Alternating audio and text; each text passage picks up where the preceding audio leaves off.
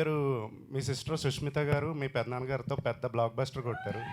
మీరు మీ ఫ్యామిలీలో హీరోలను పెట్టి ఎప్పుడు పెద్ద సినిమా తీస్తారు, అలాంటి బ్లాక్ బస్టర్ కొడతారు.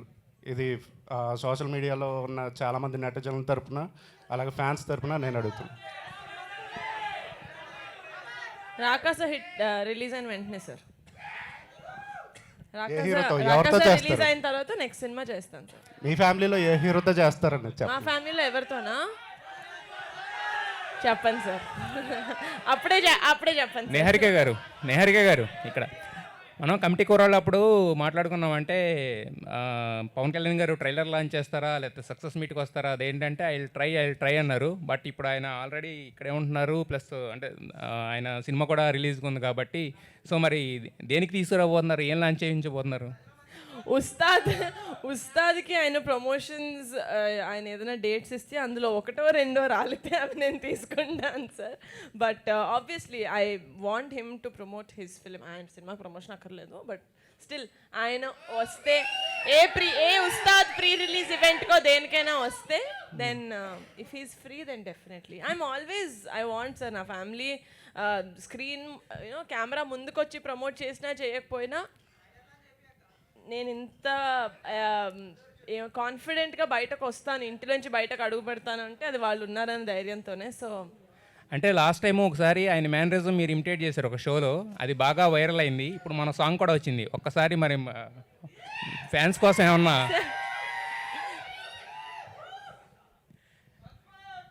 ఏ సార్ బాబాయ్దా సార్? సంగీత్ గారు సంగీత్ గారు ఇక్కడ అంటే ఇందాక మీరు హగ్ అన్నారు. ఆ హగ్ ఏదో క్లారిటీ లేదు, ప్రభాస్ గారు హగ్గా లేకపోతే హీరోయిన్ హగ్గా, ఏదో మిస్ అయిందన్నారు. ఏం హగ్ అది? అదే సార్ వెయిట్ చేస్తున్నా, ఏంటి ఇందాక నుంచి ఏమీ రావట్లేదా అని చూస్తున్నాను సార్. అమ్మయ్య ఒకటి వచ్చేసింది, అమ్మయ్య సినిమాకున్న దిష్టి అంతా పోయింది sir. Happy, very happy sir. నాకు హగ్ ఇస్తే నేను అందరిని హగ్ చేసుకుంటా సార్. నాకు హగ్గే సార్. అడుగుతున్నా ఇప్పుడు సార్, ఇప్పుడు మీరు అడిగితే నాకు తమ్ముడు 2 నిమిషాలు, నాకు ప్రభాస్ నాకు కావాలి, నాకు పవర్ స్టార్ గారు హగ్ కావాలి, నాకు చిరంజీవి గారు హగ్ కావాలి, నాకు అందరు హగ్స్ కావాలి సార్. నాకు సంగీత్ గారు హలో అండి, హియర్ సంగీత్ గారు. ఓ సారీ, హాయ్ అండి.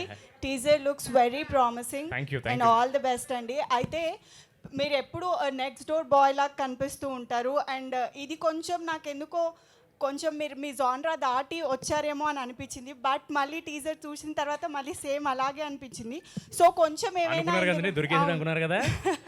దొరికిపోతాడు లేదు అంటే మళ్ళీ కొంచెం ఏదో డిఫరెంట్గా కనిపించబోతుంది అని అనుకున్న టైంలో మళ్ళీ టీజర్లో అదే హిలేరియస్ కామెడీ కనిపించింది మీది.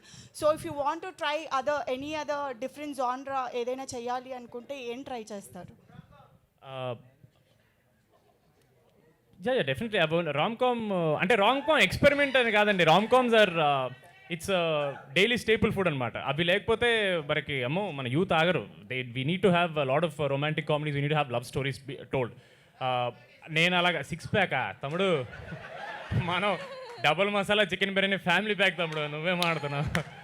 బట్ లేదండి, ఐ డోంట్ హ్యావ్ ఎనీథింగ్ ఇట్లా ఒక లిస్ట్ పెట్టుకుని ఐ హ్యావ్ టు డూ ఈ జానర్స్ అని కాదు. బట్ నాకు కథ విని నచ్చితే నేను చేస్తాను అంతే.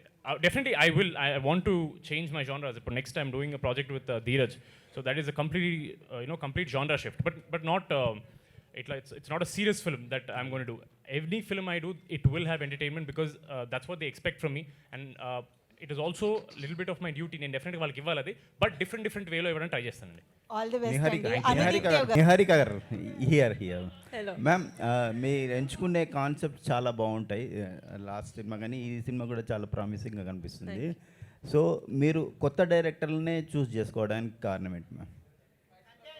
కారణం ఏం లేదు సార్, నా దగ్గరికి ఆల్రెడీ సినిమాలు చేసిన డైరెక్టర్లు వచ్చి నేను నీతో సినిమా చేస్తాను నన్ను ఎవరు అడగలేదు కాబట్టి. అండ్ ఆల్సో న్యూ డైరెక్టర్స్ ఎవరైతే వచ్చారో, యదువంశీ కావచ్చు, మాన్సా కావచ్చు, మహేష్ గారు కావచ్చు, కంటెంట్ నచ్చింది, దీన్ని నేను బ్యాక్ చేయాలనిపించింది, చేశాను.